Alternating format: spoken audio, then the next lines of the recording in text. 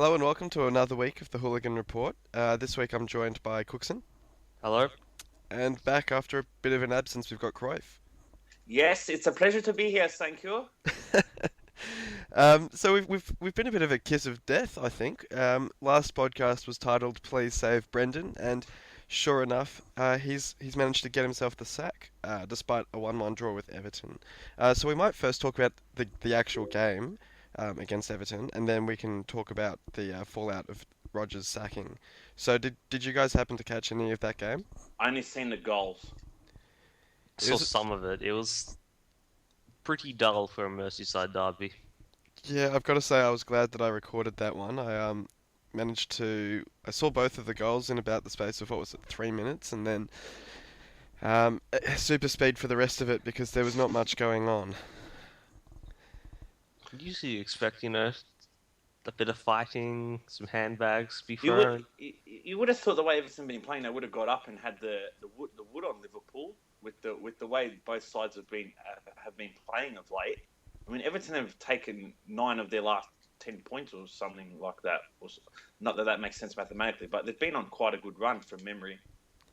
It's actually quite surprising because Everton have possibly the hardest ever draw that I've seen to start a Premier League season. I think they've played pretty much all of the top 8 from last season, and then they've got Arsenal up next, I believe, and then United after that. So, obviously that means they haven't played the top 8 so far, but they've had a very tough run. They've had Southampton, obviously Liverpool last week. Swansea, I guess, are a bit of a tough side. City. Chelsea, City. Chelsea don't count anymore. Um, so, so I think once they get past the next 2 weeks, it'll be very interesting to see what happens with Everton because to be sitting where they are at the moment with such a tough start to the season really opens them up to have a much better next section of the season when their draw But then, eases up. having said that though, they need to maintain their momentum, and I think for a side like Everton, 1 or 2 key injuries and things can really fall apart because they don't have the depth. In all honesty, I mean, if Lukaku goes down, who do they have? Kone and Naismith. I mean, they're okay, but they're not Lukaku's sort of Yeah. level. They have a bit of depth out on the wings, but in saying that, if you're saying that they've had a few injuries, if they have a few injuries, it'll have an impact. They've been playing with 3 of their 4 defenders out, injured. Well, Stones was out for the Merseyside derby, but Coleman and Baines have missed, I think, all of the season so far, or a chunk of the season so far. So if they get those guys back, it might actually improve their performances. Yeah, that's a fair point actually. So certainly be interesting to see. But I guess the main discussion out of that game is obviously Rodgers getting the sack. Do you guys reckon he would have been sacked regardless of the result? Apparently, that's what they said anyway. That win, lose or draw, he was gone after the derby. Can you imagine if he'd had a massive win against Everton and they'd sacked Then him anyway? I think maybe he would have held on another few weeks until a poor result. But yeah, Yeah. If you have a manager like Klopp available, you're going to get rid of the plonker to get him. That's Well, just common sense. I mean, that's what makes me wonder how far along they were in negotiations with Klopp before the match. Obviously, if they'd been chatting to him a bit, they wouldn't want to turn around to him and say, "Oh, actually, sorry, mate, hold on. Rodgers has just we got a need good to result." give Brendan another week. Yeah, yeah. Klopp might have got a bit fed up, so it would have been interesting, but thankfully they didn't have that sort of embarrassing situation. But what do you guys make of Klopp coming in? Brilliant acquisition, and I don't think that can actually be denied by anyone. Makes him just that little bit more likable. Definitely, but I think what he has to do now is reshape the squad and get rid of all the crap that's there and get them playing a good brand of football, getting results and whatnot, rather than the shit Rodgers was dishing up. And I think his team selection is going to be very important to start with, but he does need to clear out some of the average players there and bring in some proven names. I think it was positive that he's managed to get his 2 assistant managers to come across because obviously Rodgers' back staff was only appointed last summer, so they've been given the turf pretty quickly. So it's good to see that Klopp's kind of got that full backing because I think if you're going to go in for an inch, you go in for a mile. Well, and yeah, let him do the whole job. I think it'd be stupid if they didn't give him what he wanted. I'm sure he'd have demands prior to signing and say, I want my own backroom staff or whatever Yeah. and whatnot, rather than they're saying, no, you have to do this, this, and this. I'm sure if that was the case, we would have said, see you later. I mean, Yeah. there's still issues for Liverpool. I mean, their defense is still, quite honestly, a joke. Their midfield is still a bit sus. I think Klein and Saka are okay for their in their defense, but as you said, it does need a bit of work. And what probably the big difference between Klopp and Rodgers is that Klopp's not going to play someone like Danny Ings on as a wing back. It will be interesting now when Liverpool plays Man City because Sterling might have a few pangs of regret if Liverpool are up and running a bit better with Klopp in charge. Because I think he only left because he think wanted. he'll come in and make an immediate impact, or it'll take? I think it'll take time because I think the way that Klopp sets up to play is so different to Rodgers that the players are going to need a while to adjust. Yeah, it'll be interesting if he plays the press. Because would you say they have the players for that? How do you see Liverpool lining up under Klopp with their current squad? Well, Mignolet, Klein, Sacco, Skirtle. I don't even know that. Moreno or Gomez? Moreno or Gomez? Gomez might be a bit young still. Like, I mean, maybe in the lower quality game sort of thing. But even then, I don't rate Alberto Moreno at all. Well, exactly. In the middle, Henderson. I don't know about Allen. Maybe Henderson and Milner. That's an inspiring midfield right there. I actually rate James Milner. Like, he's a player good for the press. He works hard. He can chase and hurry against opponents. But I mean, technically not great, but has that sort of work ethic behind him, which would work. But I mean, then who do they play on the right wing if they don't play Milner there? Firmino, perhaps, or would Coutinho be used out wide? Like, he's better in the middle. Yeah. It's going to be interesting because the squad is very disjointed, and there's a lot of players that, no matter how he lines them up, a lot of players will be left out. But it's interesting because obviously Klopp has so much weight behind him that if the players get left out, it's not so much that they can really be pissed off that they're being left out. It's more just they've got to suck it up and buy into what Klopp wants to do. Maybe Lallana on the right, Coutinho at 10, Sturridge up top, and I don't know Firmino on the left, I guess. Yeah. Actually, have you heard the latest rumors though? What's that? Coutinho wants out for Barcelona. Oh, I did actually hear that. Is that actually? Did he actually say that, or a journalist has been bored and think, I'll pluck his name and link it with this club? I'm not sure yet, but apparently, don't Barca have the transfer ban? Yeah, they still sign players more than that- Arsenal. Yeah. Does that stop it? But does the transfer ban end next summer? It's only a registration ban. They can transfer whoever they want. They just can't register them till January 1st. Oh, until January. Okay. Barca really need Coutinho. They've got Arda, Iniesta, Rakitic. I think Coutinho's being named as sort of a replacement for Iniesta down the line. I guess, yeah, it makes. Well, Coutinho's only, I think he's 24 or something, 23. Yeah. 24. So if he could, I mean, but I guess then it comes into the equation: is he good enough for Barca? I was going to say, I think he still needs a year or two of development before he'll be good enough. Definitely. He's too inconsistent at the moment. Like he'll have a great game or he'll score an amazing goal, but he doesn't do it regularly enough. I agree. Probably needs a 10-goal season or something like that to really sort of, or not even that, like a 6 or 7 goals and 10 or so assists. Yeah. To really sort of establish himself. Yeah. Anyway, talking about players establishing themselves. One player definitely left his mark on the weekend in Man City's 6-1 victory over Newcastle, with Aguero scoring 5 goals. And there are so many headlines from this set of games that don't know where to go next. But we'll chat about Aguero's performance against Newcastle. Is it 4 other players have scored 5 goals in a Premier League game? I think Shearer, Berbatov, Defoe, Shearer and Andy Cole, I Cole. think. Andy Cole, yeah. Yeah, Not bad company to be amongst. and the fastest of the lot to get the 5 goals. Crazy. 21 minutes, I think it was. Yeah, Absolutely insane. But I and mean, a player like Aguero, you'd probably back him. If someone was going to do it in the league, you'd probably put your money on him to do it.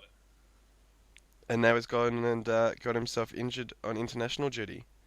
How severe is that injury? I think Hamstring tear. I think they're saying it's 4 to 8 weeks, so that could be very serious. Yeah. So I'll ask you guys the question, and I think especially Cruyff.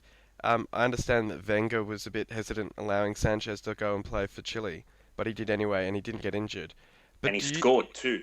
do you think the clubs need to have more power in restricting either the game time that they play, like if they can't have a say on whether they play or not, at least have a say in how much game time they're roughly meant to play, or that they can at least have stronger controls over their fitness regime while they're over there? Well, you can say yes to both, but how can that actually be implemented? Like you can say, "Oh, I only want him to play 60 minutes," but if the coach leaves him on for 90, what can you do? What can you do about it? Nothing. But there surely should be some sort of compensation. Well, But I then think compensation, if a player gets injured and say 4 weeks, what compensation you get? A few $100,000 or pounds or whatever to pay for the medical. That's not going to help you on the pitch. yeah, Compensation, you can say, "All right, give me another player of that quality." It's just not going to work. yeah, I understand the argument you're coming from, but I think it's a very touchy subject where look. Players obviously always want to represent the country and give it their best, especially someone like Alexis, who bloody will play if he's got one leg. But I mean, the coaches should be able to have the option.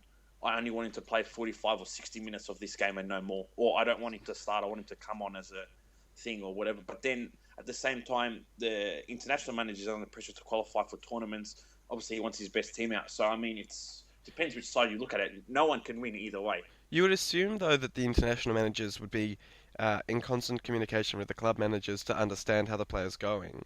And surely those sorts of discussions should revolve around, are there any niggles or knocks that this player has? How should I best manage them? Because, like you say, both sets of managers will want the best from the player to get the best results for their respective club or country. And if the player, like Aguero, goes down injured after, say, 30 minutes because the international manager's thrown him on, despite the fact that Pellegrini would have known that he had a hamstring complaint, Aguero's not helping Argentina do anything if he gets injured. I don't know. I don't know how Sanchez manages to keep going. He's just Mr. Durable because, he basically didn't get a summer break. Well, Aguero does seemingly suffer an injury every year. I think the problem with Aguero is that he's been overplayed in the past, and it's made his tissue weaker, and obviously that's coming into play more now, and he's more prone to injury. Well, as Mumba and Kizza did actually point out, he hasn't had a soft tissue injury in over 2 years. The injury last year was actually a contact injury to his knee. So yes, he does seem to have an injury every so often, but there isn't a strong link between. I agree that he has a history of soft tissue injuries, and this one may well be a result of that. But to say that he's regularly impacted by that probably isn't fair to him.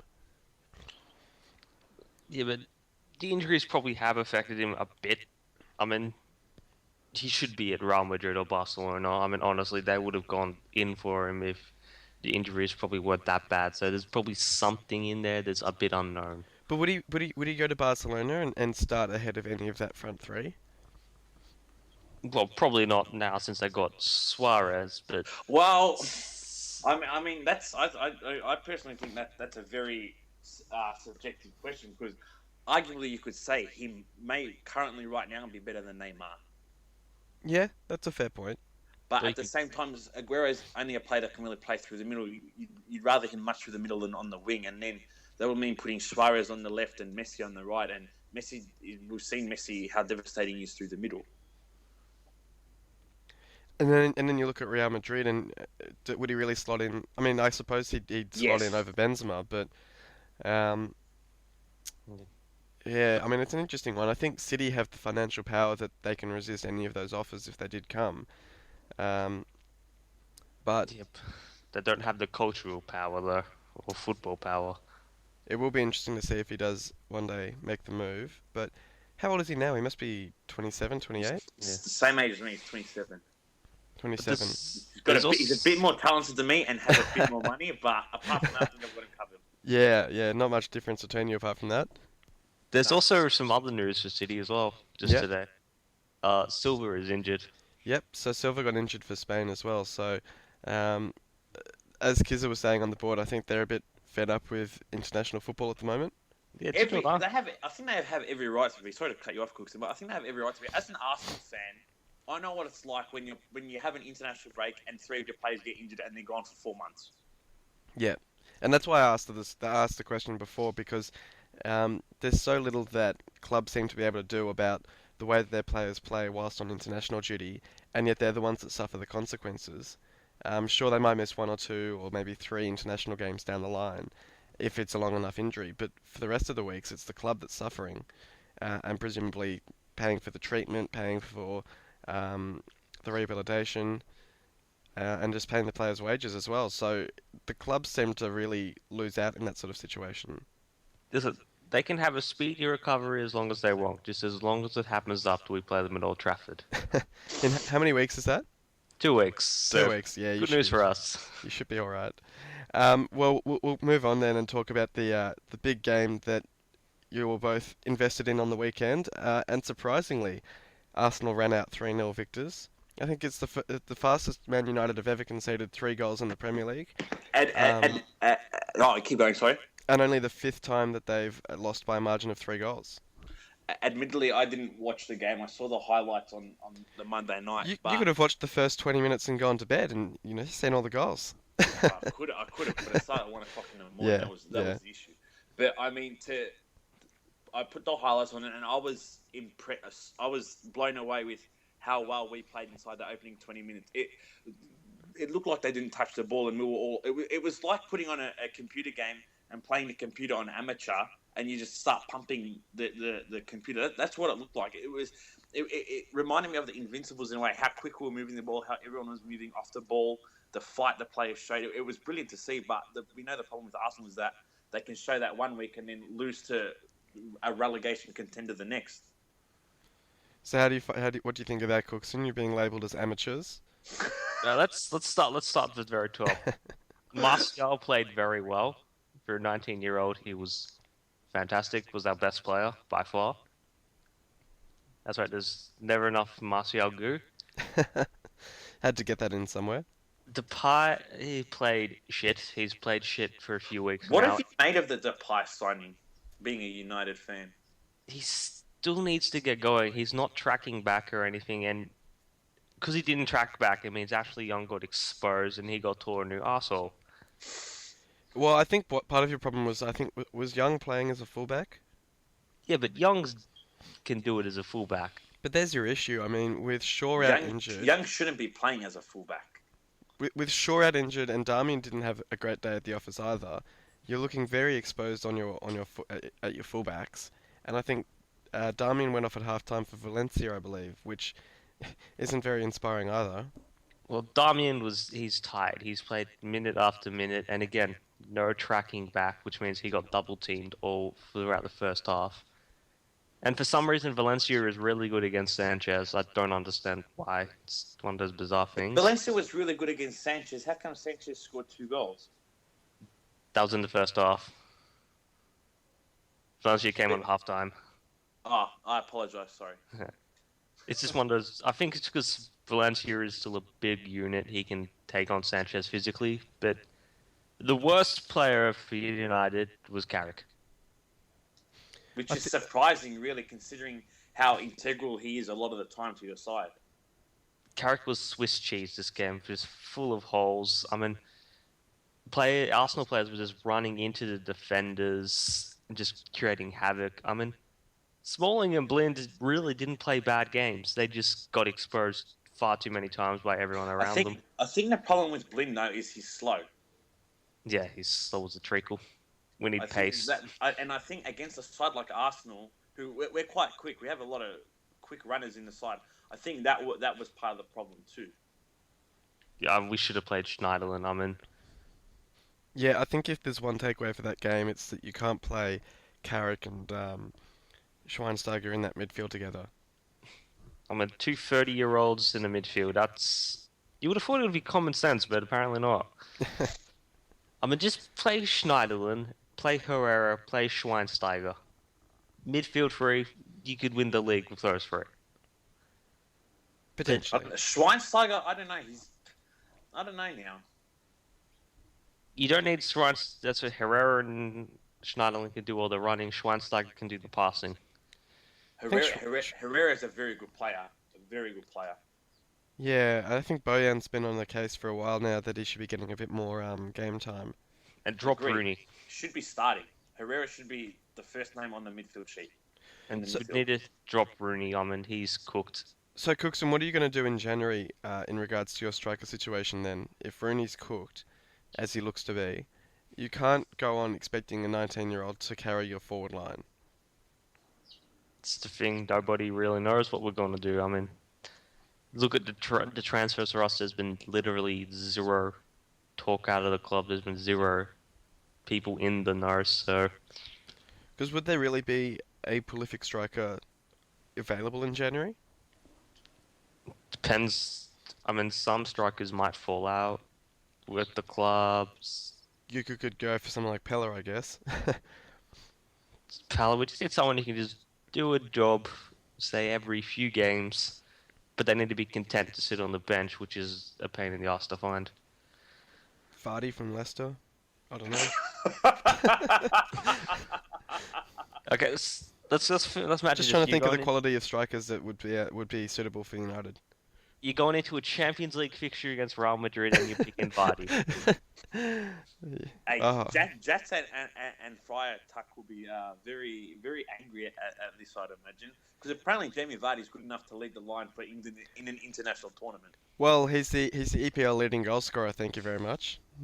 For now. For now. Well, his main competition's just got himself ruled out for 8 weeks. Well, that's true.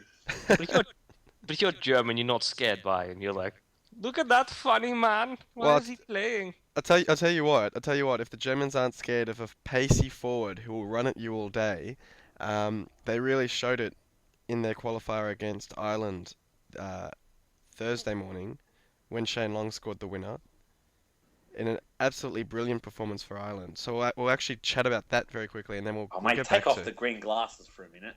Oh, hang on. They've taken 4 points from Germany. They've drawn against... I think they drew against Poland. They've dropped points against Scotland, admittedly, but they've had a very, very good campaign. To get a point off Germany in Germany was a brilliant result, and to keep Germany goalless at home, you've got to give credit where it's due. To be honest, yeah, I was surprised. There's an Irish girl at work, and I was shocked when I found out that that Ireland had actually beaten Germany. But then I looked at the stats, and between the two sides, you know how many shots on target were? No.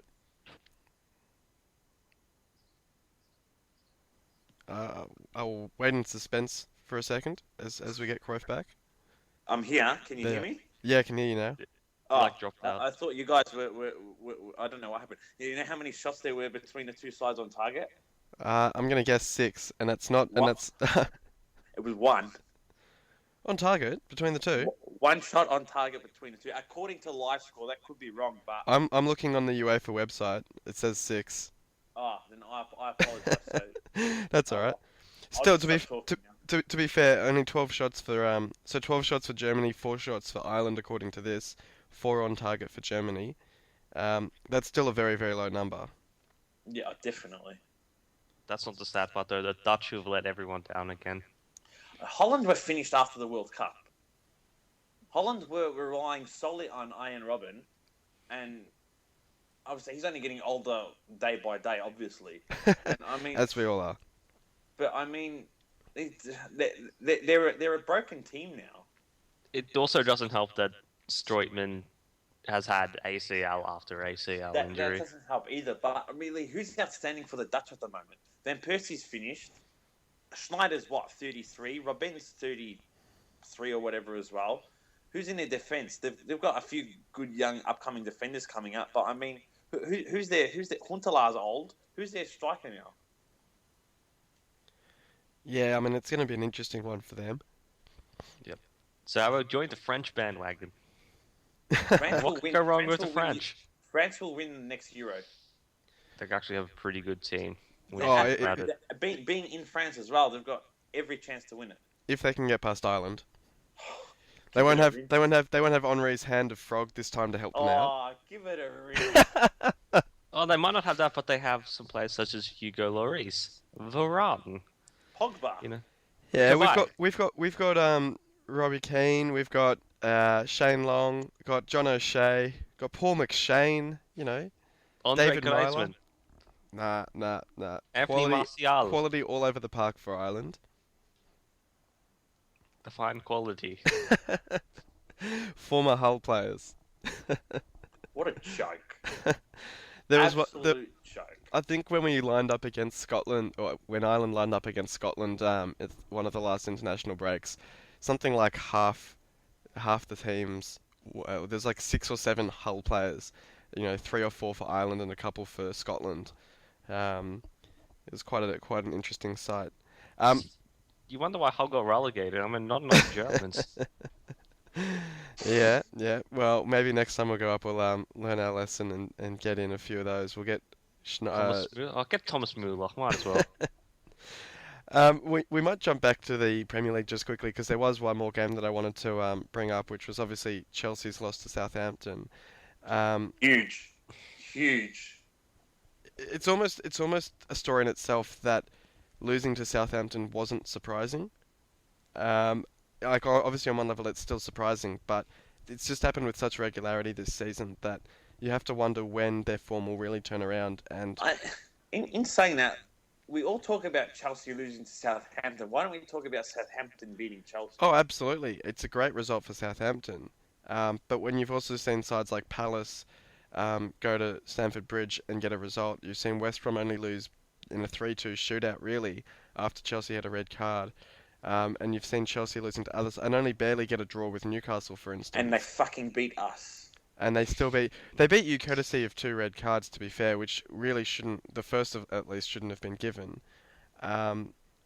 So that, I mean, and that's probably their best result of the season. And so that says it all really, that they only got that courtesy of a few interesting referee decisions. Yeah.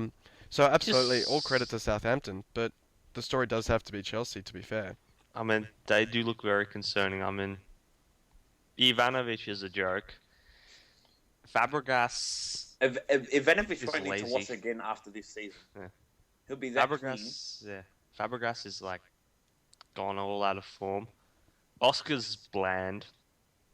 Costa's not fighting. Costa's too busy being suspended. I mean, Terry's cooked as well. What can It's- Mourinho do to improve that side? Sack himself. No, I Because- think he needs to stop playing his favourites.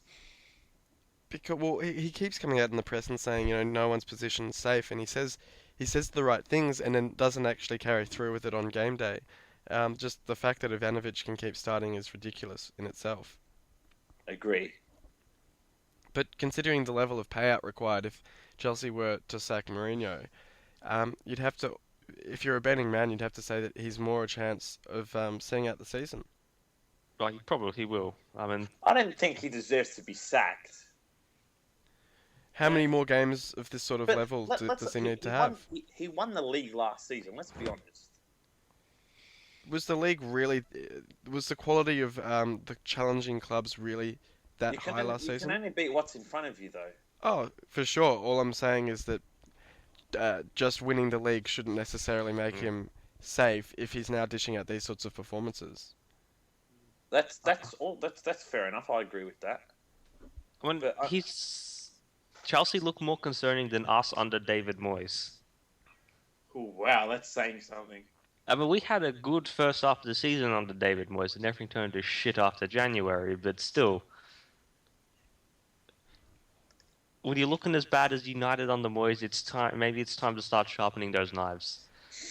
And ironically, you can almost say that Chelsea's issues are the fact that they didn't get the checkbook out in summer, and put some of these players under a bit of pressure with their positions. Just like what we did during that summer. Well, exactly. you brought in Fellaini, and I think that was it, wasn't it? Yeah, but again, the midfield defense was just too old. You see, Chelsea brought in Falcao as a striker. They brought in Pedro. To be fair, is a great player in midfield for them, to put a bit of pressure on that middle three of Oscar, Hazard, and Willian. But you've got Fabregas sitting there content in his position. He's not going to get dropped, and he's had a woeful start to the season. You've Same got can be said about Ivanovic. You can see same can be said about Ivanovic.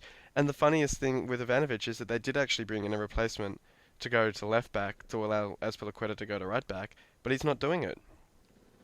Yeah, Yeah, didn't yeah. they bring in... There was a Baba Rahman needs Yeah. to start playing. I mean, you also, just as centre-backs too, was very concerning too. In fairness, they made a big play for Stones, and if that had gone through, that might well have seen their defence a lot better. But still, it's Gary Cahill who's, again, was protected a lot by John Terry. Terry's 34. Zuma is too young to lead the line at a Premier League club, and the other one was a player from the Championship. Oh, and Jabrilovic, Yeah. or whatever, how you pronounce it, he came over from France. But then there's also, that Hector, someone or other from Reading, I think, who went straight back on loan to Reading. Michael Hector. That's it, yeah. I mean, how many... They have, they have literally 40 players on loan, and not one of them could think, this guy could probably come in and do a job. Yeah, that Yeah. was... It makes you wonder what. I think Jose is very stubborn. He's got his way and he won't admit he's wrong, and he'd rather be sacked than saying I made a mistake. I'm going to take out someone bring this guy in. It's puzzling that in his position he can have that sort of mentality, though, because if we can sit here as, in fairness, quite amateur pundits and look at their defence and say they would perform better with Baba at left back, Azpilicueta at right back, dropping Ivanovic, and we've seen the results of that in their Champions League games, and it's worked. It's not as if we're sitting here guessing. It has worked in the Champions League. It's bemusing that he hasn't even tried it once in the Premier League. Yeah, but you also look at that where we've also talked about how to improve Manchester United by adding Schneiderlin. I mean, we've also probably talked about what we'd do if we were Arsene for some reason. I mean, let's be honest, most of our managers are stubborn old farts. But I understand that, but it's crazy that, and I think it was the same with Yeah. Rodgers at Liverpool, that a lot of Liverpool fans last season are sitting there crying out for him to play in a particular way, and it took him so long to actually change. And when he did, they had that great run in January and February, I think it was. It boggles the mind that managers these days don't have the support staff around them and the analytical tools to actually sit down, look at all of this sort of stuff, and come out with the best possible lineup. Yes, it's bizarre what they see and what we see. And obviously, we do get it wrong on a lot of occasions. I'm not sitting here with a big head saying that we're right. I guess all I'm trying to say is that they should be better placed than us to know what their best 11 is, and yet they seem to get it wrong quite consistently. Yeah, it makes you wonder. So that, yeah. But we'll move on now and preview next set of Premier League games. And we've got a few big clashes to talk about. So we might start with Spurs up against Liverpool in the early game. And it's a bit funny because I think it was a few seasons ago Liverpool demolished Spurs and AVB got sacked. And I think a few were expecting if the reverse happened in this game, Rodgers would get the sack, but instead it'll be Klopp's first game. I guess we were talking about it a bit earlier, but do we see him having an immediate impact? You have a impact, as all new managers tend to have, but I don't think it'll be enough to beat Spurs, especially down there. Liverpool seem to have had the wood over Spurs in recent years, though. I think Balotelli, of all players, popped up with the winner in the corresponding fixture last year. It's still going to be quite hard for them, though. I mean, Klopp's going to have to pretty much exert influence on a lot of players within a week, and that's probably really a bit too hard. Yeah, it'll be interesting to see how he lines up, I suppose, in his first game as manager, especially away from home at White Hart Lane. It's not an easy fixture to start off with. So what would you say the score will be? Probably 1-2 or 2-1 to Tottenham. And Cruyff? Well, I don't know. Spurs haven't been that great, to be honest. Well, they I, beat City the other week. yeah, but I mean, look at their results overall, and their performances. Aside from the City game, they haven't really done much. Kane scored as many goals down the other end as he has in his own net. I mean, I don't, I don't know. I think Liverpool might be have a bit of fire playing under Klopp, and they might want to go out and prove themselves and show what they're made of. And I'd fancy them to nick a win, I think. Sorry, it took so long to answer that question. That's all right. It's interesting with Spurs on such a poor run of form. They're only 3 points behind Arsenal, but um, I'll probably back. I might say it'll be a draw in this one. I think it's a bit hard to split these two sides. I do think there'll be an element that, as you're saying, Cruyff, the players will want to prove and fight for their spots under Klopp and show what they can do. Um, but Spurs at home might be quite a tough task, especially the way Liverpool have been playing lately. So, yeah, I might go with a 1-1 draw in that one. Um, Next, we've got Chelsea at home to Aston Villa. Um, I think actually Aston Villa is one of the sides that Mourinho struggles against. In all seriousness, I think it was last season, from memory, Chelsea supporters were talking about the fact that going to Villa Park was quite a tough test for them based on Mourinho's performances. So I think they've got a similar record to against Chelsea that Newcastle have. So it could be another interesting test for Mourinho at home. But I mean, it is pretty much. It's Aston Villa. Yeah. 18th against 17th. Oh well, when you put it that way, it's a relegation battle. A real 6-pointer. It is a 6-pointer. If Villa win that one, Chelsea are only 1 point off the drop zone. I mean, it's Tim Sherwood. Tim Sherwood versus Mourinho. Hey, Don't you Tim. Don't be knocking tactics. Yeah, Tim. yeah. He'd love to win this one. So he'll probably ask to be Chelsea's next manager after the press game presser. He'll come out. He'll come out and do a Keegan and just. I'll absolutely love it if we beat them. I'd love it. I'd Yeah. love to beat them. Yeah, there you go. There you go. So score predictions, guys. Chelsea 1-0 or Chelsea 2-0. 2-0. Yeah, 2-0. 2-0. Yeah, I'll say Chelsea 2-1. Not with any great confidence in that one. There's a few pretty straightforward games. I think Arsenal have Watford away. Yeah. And as you were just saying a bit earlier, Cruyff, you were alluding to Arsenal go 3-0 against United and then play a relegation battle in the following week, and that's the game that you struggle in. So what do you reckon in this one? Well, hopefully we maintain the momentum and hopefully we blow them away. Because if we play like we did against United against them, there's no reason why we couldn't score 4 or 5 goals. But I mean, again, Arsenal, it's a question about consistency, not ability. But you'd think that we should be taking home all 3 points. 2-0, 3-0, probably. No, 3-1. Watford, yeah, I mean Watford have been quite a good defensive side, I think.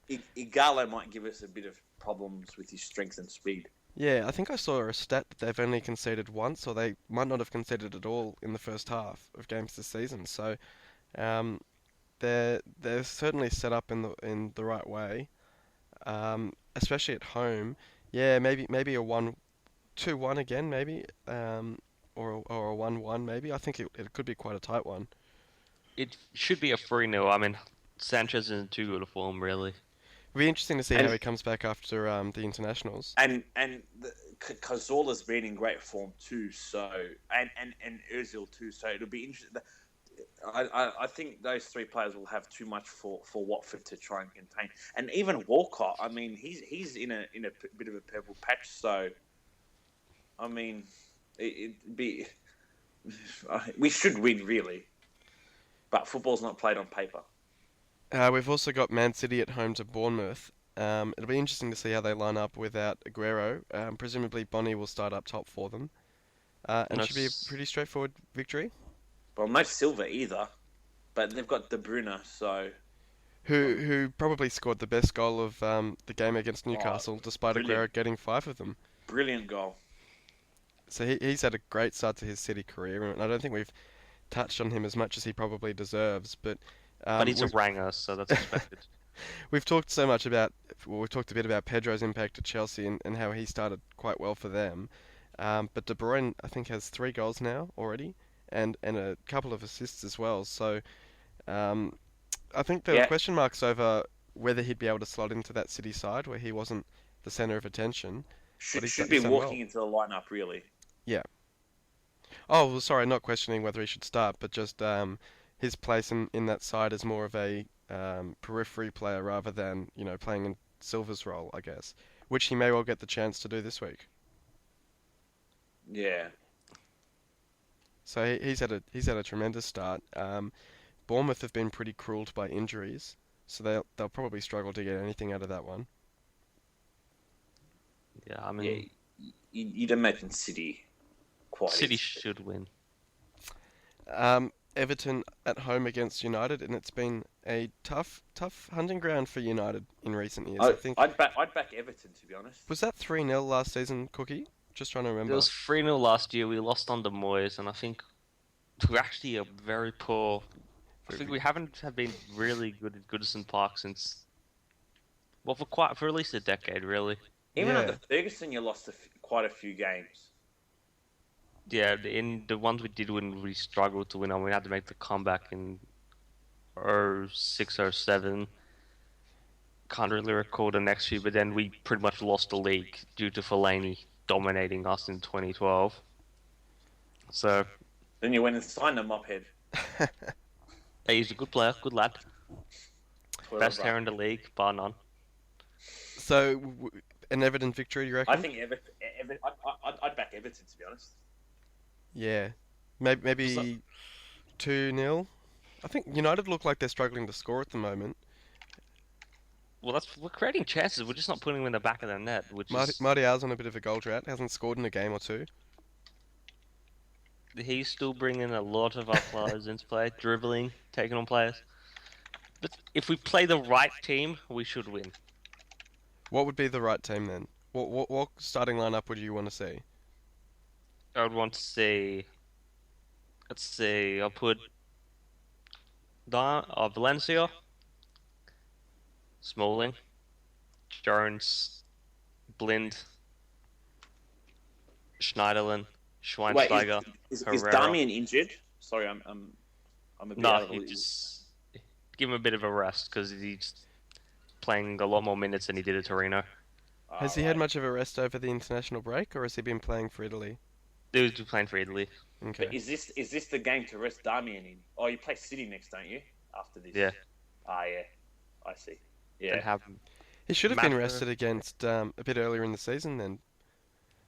I mean, if you had Arsenal last week, but the week before you played Sunderland, could very well have rested him against Sunderland, and then he'd be a lot fresher for this run of tough games. Yeah, but again, what can you do really? But still put Mata in, Martial, and Ashley Young. Funny you mentioned Mata. I got him in fantasy last week, and I had a dream last night that he scored 2 goals in a 4-1 win for United. I don't know who they played, but I was very happy because it was very good for my fantasy. I think he's only scored 2 against Newcastle. He's had a very good start to this season, and I think he's finally convinced Van Gaal that he's a starter, which I think Chelsea fans knew for a while, and United fans are probably a bit frustrated that he wasn't getting a proper go, because he's one of those players that whenever he does get a start or a couple of games in a row, he scores or he assists. And I think, was it the game against Liverpool last season where he got the 2 goals? Yep. He got the finish in the corner in front of the Kop and the bicycle kick. Yeah. So he's a very tidy player, and and should be starting more often. You got to wonder that, like, what was Mourinho thinking when he let him go? Apparently, didn't work hard enough. But I mean, geez, You great can player. Works see harder he than does- Fabregas yeah. at the moment. He's playing better than him too. So, score predictions for this one then? 2-0 United. Nah, Everton 2-1. Yeah, I might go Everton 2-0 in that one. We've also got Leicester up against Southampton, which proves to be quite an interesting game because of the form they're both in, and you quite rightly pointed them out before, Cruyff, that Southampton have had a very solid couple of results, especially against Chelsea, and the way they started the season, people might have been a bit concerned that they were dropping off this year because they struggled to get results against some of the weaker sides, like I think it was Newcastle and West Brom perhaps. But they've certainly come good in recent weeks, and obviously Leicester just go from strength to strength. They've only lost one game for the season. Thanks to me, the Tinker man. So how do we see this one? I think it's at home for Southampton. I think the match of the week. I think. I think there'll be a lot of goals in this one. Yeah, I reckon it's 3-2. Don't know to who, but I reckon it'll be a 3-2 or a 2-2 draw. I reckon Southampton's going to win. They're going to sit back, soak up some pressures, and try and hit them on the counter. Mr. England, Jamie Vardy to score a hat trick, and Leicester to win 3-1, I reckon. Wow. Big Oh, call. actually, to be fair, I wouldn't mind. Vardy can score a few, Mahrez can score a few. I mean, I don't want to be too greedy for Mr. England. Yeah, I think those are probably the main games of the weekend. Swansea up against Stoke in the final game of the week. Stoke, how do you guys rate Mark Hughes' season so far? Do you reckon he's any danger of getting dropped by Stoke? I mean, the amount of players that they've brought in and the money spent, he'd want to be sitting a bit higher up the table. Yeah, but Mark Hughes is never going to be that guy that propels you to great levels. I mean, he's there to get consistency. I think they'd be happy with a mid-table finish. I mean, granted, he has brought in Shaqiri and a few other players, but I mean, are Stoke really the team to challenge for a Europa League spot or whatever? I asked the serious question in the manager thread. Do you see any chance of someone like Rodgers going to Stoke? Do you think the Stoke board might look at Rodgers and say, yes, he failed at Liverpool, but he's on that higher echelon of managers, and he might push Stoke up onto that level? Or Quite possibly. Or do they look at Rodgers and say he failed? You know, he'd fail here as well. Look what he did at Swansea. Well, So, exactly. And you look at how Mark Hughes did at City, and he didn't do a great job, and he went to Stoke and he's done quite well. So not necessarily is there going to be that sort of correlation, I guess, between results. Still, Yeah. I mean, the season's still pretty much not gotten fully started yet, and you'd expect Stoke to somewhat improve. Yeah. I mean, they honestly have quite high quality in their squad relative to their standing as a club. Do they have the right manager to get the character out of the players? The best character? Hughes does play attacking football. It's just he needs to get him to gel, pretty much. Yeah. Well, it will be an interesting one. Swansea have had a bit of a rough patch lately, but they obviously got a pretty decent draw with Spurs last week, which we haven't touched on. But Swansea are sort of ticking along. Ericsson, great player. 2 free kicks from Ericsson, pretty impressive. What do we think of the one season wonder Harry Kane?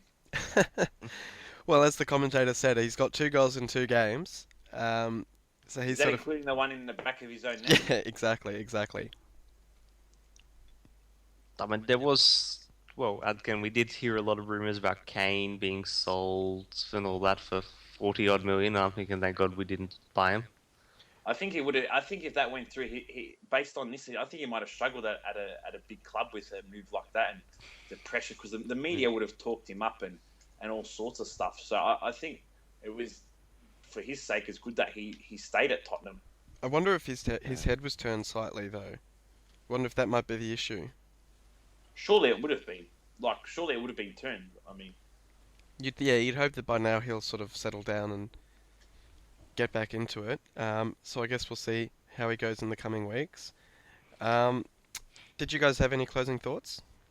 It's gonna be Stokes. Well, actually, I think it's gonna be a 1-1 draw. Oh, just quietly. Oh wait, closing thoughts on the game or? Oh, well, yeah, we'll get score predictions for that game, and then we'll talk Um, in general. and I think Swansea. Yeah, I think Swansea at home should be strong enough. Probably 2-0, 2-1 maybe. Yeah. Any final thoughts, guys? Well, I just thought we should touch on how good the Sanchez goals were against United because we kind of neglected that. Yeah, That- no, that- that's a fair point. The play for all three goals was brilliant. If you look at the movement and the turns and whatnot, and Alexis's flick from For that Özil's for that pass first goal, oh, was sublime. beautiful. And then the movement for the second was just as good, and his finish for the third was great. Yeah, but the third one was lucky. I mean, he got a perfect bounce after a tackle. You still have to finish it. His control and finish are still pretty impressive, I think. But Still no, lucky. It was like I'd still rate the first goal as the best of the lot. Just that Walcott's- back heel flick Walcott's finish was all right too. against. I don't know what I'm saying. Özil's finish, you mean? Yes, that's what I meant. Walcott scored against who was it last week? The week before, sorry. Or was it? Am I thinking of the Leicester goal that he scored? Yes. So that was a couple of weeks back, but yeah. No, Ozil's finish was very tidy as well, and it honestly looked like you guys were just going to rip them apart at that point. So United actually did quite well at halftime to kind of close it down. I thought it was quite rude of them to show up to our training session, to be honest. No, what happened? We brought on another midfielder, and surprisingly, the midfield looked less leaky. And Sanchez just sort of slowed down a bit.